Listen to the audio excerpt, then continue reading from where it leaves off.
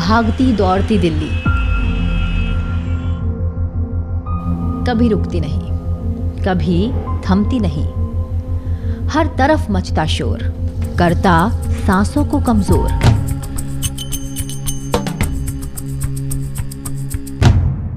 धुआं पसरा है हर शाख पर, शाम हो या भोर। सुकून की तलाश में है हर शख्स यहाँ।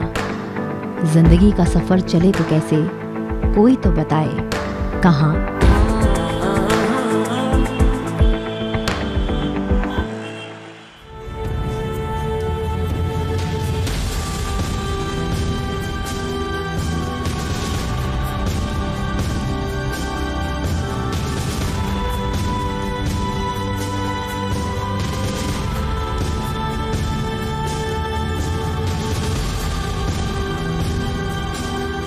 इसी शोरगुल में पेवस्त हैं चंद टुकड़े जमी के, जहां घास है, हरियाली है, पत्ती है, पशु पक्षी है, पानी है और साफ हवा भी। छुपा रखा है दिल्ली ने इसे बड़े चाव से।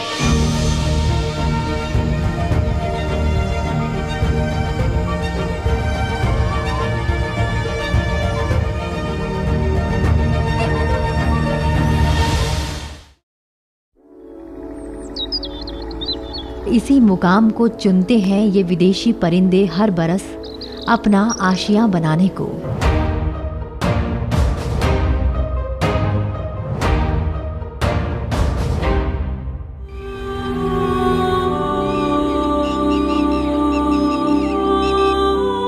ये मेहमान हजारों मीलों का सफर तय कर यहाँ आते हैं। इन्हें प्रवासी पक्षी या माइग्रेटरी बर्ड्स भी कहा जाता है। ये वेटलैंड्स इन तमाम दुर्लभ पक्षियों के पनाहगार बनते हैं।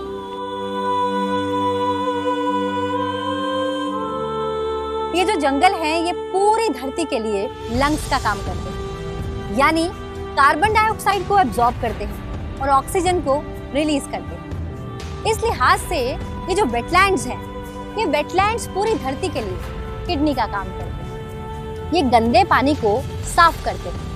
इस लिहाज से इन वेटलैंड्स को बचाना निहायत ही जरूरी है।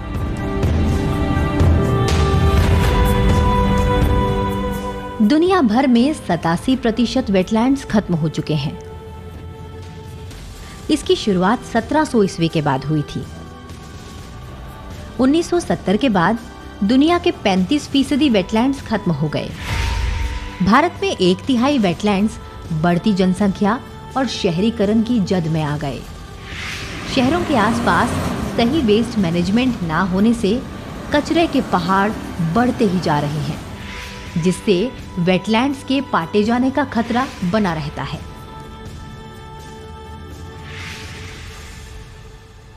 वेटलैंड्स एक बहुत महत्वपूर्ण इकोसिस्टम है जो हमें क्लाइमेट अडेप्टेशन और मिटिगेशन दोनों में हेल्प करता है। मतलब क्लाइमेट चेंज जो हो रहा है पूरे भारत में, वेटलैंड ऐसी जगह है जो कार्बन को पकड़ के रखता है। वेटलैंड्स जो हैं वो एक तरीके से हमको फ्लड से बचाती हैं और ऐसी इकोलॉजिकल सर्विसेज देती हैं जैसे कि ग्राउंड वाटर की रिचार्ज, डाइल्यूशन ऑफ पोल्यूशन, और ये एक तरीके से होम है लोकल और माइग्रेटरी बर्ड्स जो पानी के ऊपर डिपेंड करते हैं।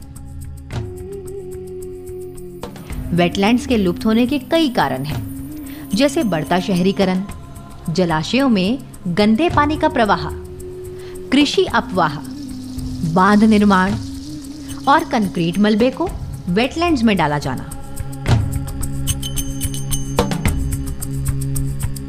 हमें पता है 5 लाख वेटलैंड्स हैं बड़े साइज़ के भारत में, और अभी सरकार ने एक नया वेटलैंड एटलस बनाया है इंडिया के लिए, जिसमें हमने देखा है कि वेटलैंड्स कुछ जगहों में बढ़ रहे हैं, जैसे कि मैनमेड वेटलैंड, जो हमने अपने लिए वेटलैंड्स बनाए हैं वो बढ़ रहे हैं, बट नेचुरल वेटलैंड्स जो हैं वो काफ़ी कम हो रहे हैं। इसका कारण है जैसे कोस्टल एरियाज़ में जो वेटलैंड्स हैं, कोस्ट के पास वो सॉल्ट पैन्स बनते जा रहे हैं सॉल्ट प्रोडक्शन के लिए, नमक बनाने के लिए। दूसरी जगहों में खेती, घर बार, इंडस्ट्री वेटलैंड्स पे बनते हैं और बहुत जल्दी वेटलैंड से पानी निकाल लिया जाता है और वो पूरी जगह बदल जाती है, बहुत जल्दी ये हो सकता है, जो कि हमें रोकने की ज़रूरत है। दरअसल रामसर कन्वेंशन वेटलैंड संरक्षण का एक ऐसा सामूहिक प्रयास है जिसे दुनिया भर के वेटलैंड्स को बचाने के उद्देश्य से 2 फरवरी 1971 में ईरान के रामसर शहर में मूर्त रूप दिया गया था। यह संधि वेटलैंड्स के आर्थिक, सांस्कृतिक, वैज्ञानिक और मनोरंजक मूल्यों को मान्यता देती है। रामसर कन्वेंशन के 3 प्रमुख स्तंभ हैं जो सभी सदस्य देशों पर लागू होते हैं, जिसमें तय व्यवस्था के माध्यम से वेटलैंड्स को सुरक्षित रखना, योजनाओं, नीतियों और कानून प्रबंधन कार्य एवं जागरूकता के प्रयास करना, वेटलैंड्स की सूची नामित कर रामसर सूची का प्रभावी प्रबंधन करना और ट्रांसबाउंड्री वेटलैंड्स पर अंतर्राष्ट्रीय सहयोग, साझा वेटलैंड सिस्टम, साझा प्रजातियां और विकास परियोजनाओं का प्रबंधन करना शामिल है। इस कन्वेंशन के तहत आज विश्व भर में 2413 रामसर साइट्स हैं। भारत 1 फरवरी 1982 से रामसर कन्वेंशन का सदस्य देश है। दिसंबर 2020 तक भारत में 42 रामसर साइट्स थी, जो अब और बढ़ा दी गई हैं। ये साइट्स विभिन्न दुर्लभ और लुप्तप्राय प्रजातियों का आश्रय है। भारतवर्ष में ये एक कंटिन्यूअस प्रयास रहा है कि हम लोग ये डिक्लेरेशन, इनका देखभाल इनका करते रहें। 10 से 12 हज़ार पक्षी जो हैं वो कभी भी इन जगहों पे दिख सकते हैं। माइग्रेशन के टाइम में कभी कभी 25,000 डक्स, गीज़ और अदर माइग्रेटरी बर्ड्स उसमें आते हैं। तो इसका मतलब है वो ये वैसी जगहें हैं जो नेचर के लिए बहुत इम्पोर्टेंट हैं, और वो नेचुरल जो सिस्टम्स हमारे हैं दुनिया भर में, वो एक तरीके से हर मौसम में एक इनका फ्लो होता है। तो ये जो बर्ड्स होती हैं समर टाइम में ब्रीडिंग करने के बाद जब वहाँ विंटर होता है तो हमारे पास वो आती हैं इंडिया में। उसका नाम है सेंट्रल एशियन फ्लाईवे, CAF। और सेंट्रल एशियन फ्लाईवे में ये कई वेटलैंड्स में ये इस्तेमाल होता है उनका रेस्ट करने का, खाने का, उनकी खुराक का। इनमें रामसर जो साइट्स हैं ये बहुत इम्पोर्टेंट हैं, क्योंकि बड़े लेक्स हैं, बड़ी एरियाज़ हैं, और इनमें ये जो माइग्रेशन को जो ये हेल्प करती हैं, जो दुनिया का वेब है एक तरीके से लाइफ का, जो शुरू हुआ था मनुष्यों से पहले, तो इस चीज़ों को हमें रोकना नहीं चाहिए। और ये इसमें कंट्रीब्यूशन के लिए ऐसी वेटलैंड्स इम्पोर्टेंट हैं और रामसर का इसमें महत्व है।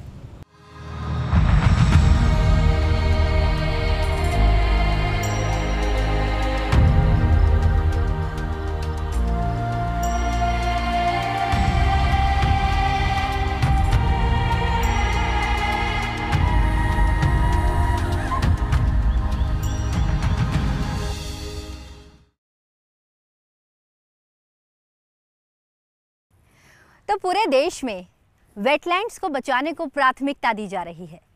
चलिए नेचर एंड यू की आज की इस कड़ी में बात करते हैं वेटलैंड्स की और माइग्रेटरी बर्ड्स की। आपको मैं ये ज़रूर बताना चाहूँगी कि इस वक्त मैं दिल्ली के जिस वेटलैंड पर मौजूद हूँ, ये जगह 20 साल पहले ऐसी बिल्कुल भी नहीं थी। जी हाँ, यहाँ नमक से भरी हुई रेतीली ज़मीन थी और सिर्फ घास। लेकिन कुछ प्रकृति प्रेमियों की नेक सोच, बुलंद हौसले और प्रकृति के प्रति उनके जुड़ाव ने कुछ ऐसा कर दिखाया कि ये जगह सुदूर देश से हजारों मीलों दूर से आने वाले माइग्रेटरी बर्ड्स के लिए हर वर्ष का ठिकाना बन चुका है। और तो और यहाँ रहने वाले बाशिंदों के लिए शोर गुल से दूर, प्रदूषण मुक्त प्रकृति की गोद में कुछ पल बिताने का एक बहाना भी।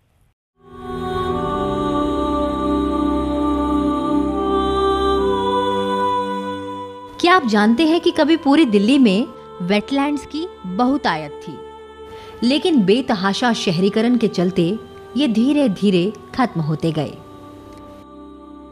यमुना के किनारे बसे इस शहर में छोटे बड़े कुल मिलाकर 1040 तालाब हैं।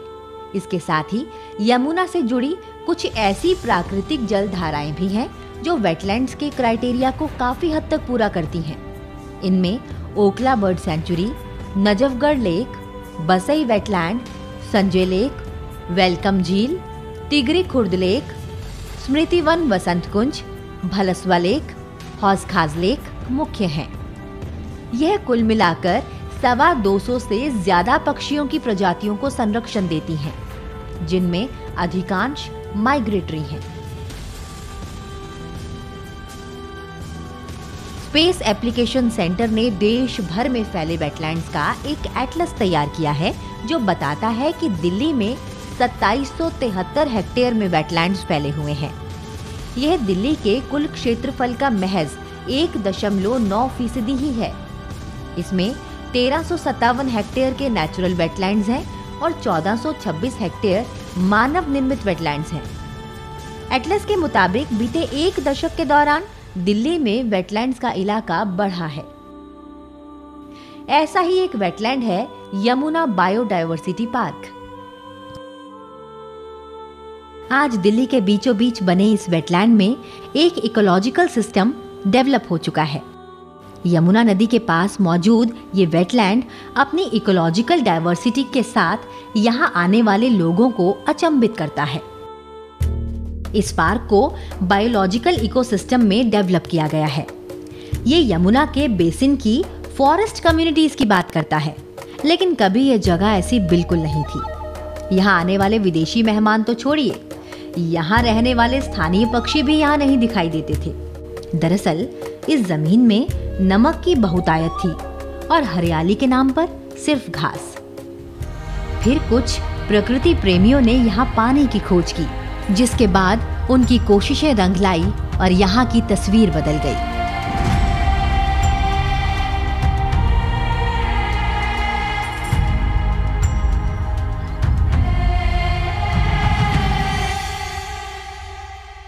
बहुत इंटरेस्टिंग है इसको जानना कि जब किसी भी जगह पे अगर एक सुंदर नज़ारा, एक सुंदर चीज़ बनानी हो जिसका रिश्ता आपके दिल से, दिमाग से और आपके बॉडी से हो, तो वो आसान नहीं होता। इस ज़मीन पे जब हम पहुँचे तो एक बंजर ज़मीन, एक ऐसी ज़मीन जिस पे जो भी पौधे थे वो पौधे नमकीन थे, मतलब मिट्टी ऊसर थी, नमक बहुत था, पीएच कहीं कहीं पे 9.8 था। इस पे ज़िंदगी को फिर से बसाना आसान तो नहीं था।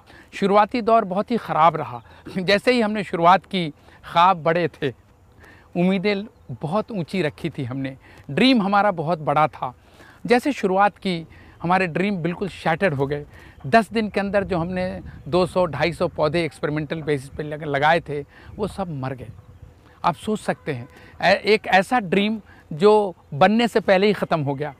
किताब कुछ नहीं कहता, आपको सीखना है। प्रकृति बताती है, विज्ञान का सहारा था, प्रकृति का नज़ारा था और विज्ञान का सहारा था, और हमने दोनों को साथ लिया। और ये वेटलैंड जो देख रहे हैं बना हुआ, यहाँ पे कुछ इंडिकेटर्स थे जो बताते थे कभी यहाँ वेटलैंड था जो सिल्टेड हो गया, इसको डीसिल्ट किया, सिल्ट निकाले, माउंट बनाए, उस पर पौधे चलने लगे, यहाँ पानी आया, पक्षी आने लगे यूरोप, साइबेरिया, चाइना से। तो ये हमारे शुरुआत की कहानी।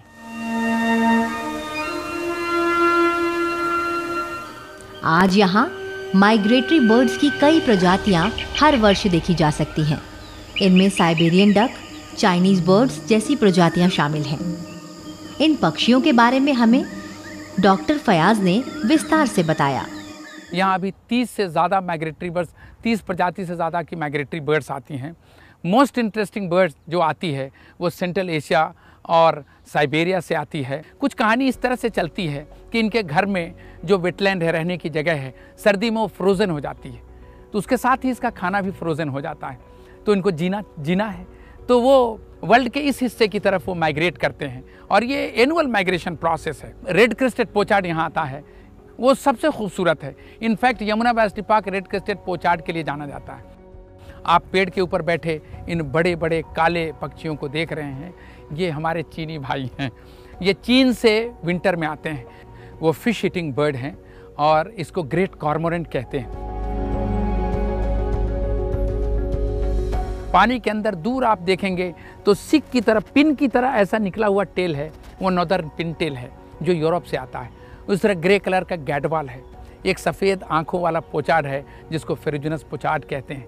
उसी तरह हरे सिर वाला आप देखें, उसके बीक स्पेचुलेट होते हैं ऐसे फैले हुए, वो नॉर्दर्न शॉबलर है। ये सारे यूरोप से आते हैं। तो इस तरह कोई 30 प्रजाति के पक्षी यहाँ आते हैं जो माइग्रेटरी हैं, और लगभग सब मिला के 200 प्रजाति के पक्षी यमुना यूनिवर्सिटी पार्क में पाए जाते हैं। दरअसल ये माइग्रेटरी बर्ड्स इस इकोसिस्टम को बनाए रखने में महत्वपूर्ण भूमिका निभाती हैं। मिलियंस ऑफ बर्ड्स आते हैं हर साल भारत में, और ये अलग अलग किस्म के रोल इनके हैं। जैसे कि ये कीड़े भी खाते हैं, तो ये कीटनाशक का काम करते हैं, और जैसे चिड़िया जो काम कर सकती है कीड़े को कंट्रोल करने में, ये कोई और प्रजाति नहीं कर सकती है। तो एक तो बात है कि ये पूरे इकोसिस्टम का एक हिस्सा है जो कि सदियों से चलते आ रहे हैं। दूसरी बात है कि हमारे सबसे बड़े जो वाइल्ड लाइफ टूरिज़्म जगहें हैं वो प्रवासी पक्षी पे निर्धारित हैं। जैसे कि भरतपुर हुआ राजस्थान में, या उड़ीसा में चिलिका लेक, या आंध्र प्रदेश में पुलिकट लेक। पूरे विश्व से लोग आते हैं यहाँ पे माइग्रेशन देखने के लिए, माइग्रेटरी बर्ड्स को देखने के लिए। और तीसरी बात, अगर हम चिड़िया को बचाएं तो उनको बचाने का कार्य सिर्फ वेटलैंड्स और नेचुरल एरियाज से हो सकता है। तो हमारे कंजर्वेशन गोल्स के लिए भी इन जगहों को बचाना बहुत ज़रूरी है। इनके लाइफ के लिए भी वो ज़रूरी है और हमारे लिए भी ये ज़रूरी है। ये हर साल यहाँ आते हैं। इन वेटलैंड में जो इनका डेफिकेशन है वो बड़ा इंटरेस्टिंग है। उससे नाइट्रोजन, फास्फोरस, पोटेशियम का लेवल बढ़ जाता है, उससे पौधे उगते हैं, और वो पौधे उन सारे डेफिकेशन से जो केमिकल डिपॉजिट हुआ उसको खा जाते हैं। अगले साल ये आते हैं, उन पौधों को खा जाते हैं। इस तरह एक सेल्फ सस्टेनिंग वेटलैंड का निर्माण हुआ। प्रवासी पक्षियों के संरक्षण के महत्व को ध्यान में रखते हुए प्रधानमंत्री मोदी ने फरवरी 2020 में गांधीनगर में आयोजित सीओपी की 13वीं बैठक के उद्घाटन समारोह के दौरान कहा था कि भारत सभी मध्य एशियाई फ्लाईवे रेंज देशों के सक्रिय सहयोग के साथ प्रवासी पक्षियों के संरक्षण को एक नए प्रतिमान में ले जाने का इच्छुक है, और मध्य एशियाई फ्लाईवे के साथ प्रवासी पक्षियों के संरक्षण के लिए अन्य देशों के लिए कार्य योजना तैयार करने की सुविधा प्रदान करने में उसे प्रसन्नता होगी। प्रधानमंत्री ने कहा है, ये बहुत ही फार रीचिंग एम्बिशियस स्टेटमेंट है, बहुत ही बिल्कुल सही वक्त पे कहा है, क्योंकि भारत बहुत इम्पोर्टेंट है इस फ्लाईवे के लिए, क्योंकि भारत के नीचे इंडियन ओशन है और सारी चिड़िया इंडियन ओशन को पार नहीं कर सकती। और अभी भारत में सेंट्रल एशियन फ्लाईवे का कोऑर्डिनेटिंग ऑफिस बनेगा, मतलब सारे देशों का कोऑर्डिनेटिंग काम, जो सारे देश हैं इस फ्लाईवे पे, जैसे कि सेंट्रल एशियन देश हैं और जो सारे नॉर्थ में जो नॉर्दर्न देश हैं, वो सारे उनका कोऑर्डिनेशन का काम भारत में होगा, और इसके लिए काम चल रहा है। इसको मिला के इसके साथ भारत में कुछ वेटलैंड्स हैं जो आइडेंटिफाई किए हैं सरकार ने, जो वेटलैंड्स बहुत इंपॉर्टेंट है माइग्रेटरी बर्ड्स के लिए, उन पे संरक्षण का काम चल रहा है, जो कि अगले भी कुछ सालों के लिए चलेगा। तो दोनों काम, एक इंटरनेशनल स्तर पर कि एक कोऑर्डिनेटिंग ऑफिस हो, और लोकल स्तर पे, रीजनल स्तर पे वेटलैंड्स को बचाया जा रहा है। दरअसल किसी भी वेटलैंड में सुदूर देश से पक्षी खाना और सुरक्षा ढूंढते हुए चले आते हैं। ये वेटलैंड उसका अपवाद नहीं है। यहाँ पक्षी तो पक्षी, कई पशु भी इन इलाकों को अपना बसेरा बना लेते हैं। इनमें नीलगाय, जंगली सुअर आदि प्रमुख हैं। पर्यावरणविदों के मुताबिक किसी भी नदी को जिंदा रखने के लिए उसके बेसिन के वेटलैंड, ग्रासलैंड और फॉरेस्ट बड़ी महत्वपूर्ण भूमिका निभाते हैं और उस तंत्र को बनाए रखने में सहायक होते हैं। नेचुरल वाटर जो है, जो नेचुरल एरियाज, नेचुरल सिस्टम से बनता है, वो वहाँ पे पाया जाता है या फ्लो करता है, या ग्लेशियर से आके फिर नदियाँ बनती हैं। ये हमारे forest, ground water, surface water, subterranean जो नीचे नदियाँ होती हैं उनका, ये एक इम्पॉर्टेंट कंट्रीब्यूटर है जिसके ऊपर सारी हमारी ज़िंदगी, जानवर, कीटाणु, मनुष्य, इनके ऊपर डिपेंड होते हैं। ये जितना भी पानी है हमारे पास ही नेचुरल सिस्टम से आता है। तो एक तरीके से जहाँ पे अच्छा पानी का फ्लो है, जहाँ पे हमारे जंगल हैं, जहाँ हेड वाटर्स हैं, जहाँ पे उनका सोर्स है नदियों का, वो एक तरीके से हमारी लाइफ का सोर्स है। दिल्ली में एक्सट्रीम वेदर है, सर्दी बहुत होती है, गर्मी बहुत होती है। अगर वेटलैंड ना हो, आप ऐसा अनुमान लगाएं कि ये यमुना नदी यहाँ से चली जाए तो हमारा जीवन क्या होगा। हम शायद इतने पसीने में तरबतर होंगे कि जी नहीं पाएंगे। तो ये वेटलैंड हमें नमी देते हैं और जितना ज़्यादा वेटलैंड हो उतनी नमी मिलती है। एक्सट्रीम वेदर के बफरिंग का काम करते हैं, कम करते हैं एक्सट्रीम वेदर को। और सबसे इंटरेस्टिंग है, बड़े शहरों में कार्बन का उत्सर्जन बहुत होता है और ये वाटर बॉडीज़ उन कार्बन को अपने में समाहित करते हैं। इसके अंदर के पौधे अपने अंदर समाहित करते हैं और परमानेंट कार्बन को फिक्स कर लेते हैं। जब बात राजधानी दिल्ली की हो तो ये कहना बिल्कुल सही और सटीक होगा कि इन वेटलैंड्स ने लगातार प्रदूषित होती इस मेट्रो सिटी को सहारा दिया है और यहाँ की एयर क्वालिटी को बेहतर बनाने में अहम भूमिका निभाई है। इसी के साथ यमुना को और उसके ग्राउंड वाटर लेवल को संजीवनी भी दी है। तो वेटलैंड्स जो है एक तरीके से जैसे हमारे नेशनल पार्क्स और सैंक्चुरीज हैं, जैसे हमारे हिमालय हैं, एक तरीके से जैसे हमारे मॉन्यूमेंट्स हैं, उस तरीके से इनका महत्व उतना ही है जितना वो है सब। पानी का ज़ख़ीरा तो हर जगह होता है, लेकिन वेटलैंड हर जगह नहीं होता, क्योंकि एक नॉर्मल सेइंग है, water locked area brings malaria. But लेकिन आप जब इस वेटलैंड को करीब से देखेंगे, मॉस्किटो लार्वी पाना बहुत मुश्किल होगा, न के बराबर होगा। उसकी वजह ऐसा नहीं है कि इसमें मैं केमिकल डाल रहा हूँ, सिर्फ वजह है हमने नेचुरल इकोसिस्टम को रिवाइव किया है। उसका मतलब ये है कि वो टिड्डी, वो what you call dragon flies, जिसको हेलीकॉप्टर बचपन में कहते आए हम, इसमें पनपती है।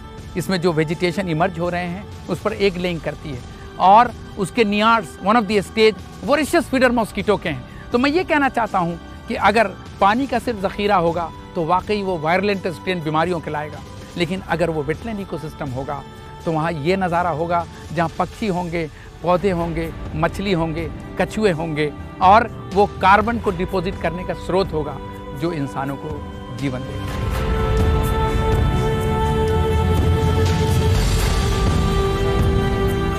तो नेचर एंड यू में आज हमने जाना कितने ज़रूरी हैं माइग्रेटरी बर्ड्स, कितने ज़रूरी हैं हमारे देश में वेटलैंड्स। सच में प्रकृति, पेड़, जंगल, पशु पक्षी, ये हमारे जीवन के लिए कितने ज़रूरी हैं। कहते हैं हवाओं का रुख बदल सकता है, हवाओं का गुण बढ़ सकता है। एक पेड़ लगाकर तो देखिए, जीवन संवर सकता है। प्रकृति के ज़रा करीब आकर तो देखिए, कौन कहता है जीवन संभव है बिना प्रकृति के। एक कदम प्रकृति की ओर बढ़ाकर तो देखिए। और इसी बात के साथ मुझे दीजिए इजाजत और देखते रहिए सनसेट टीवी। नमस्कार।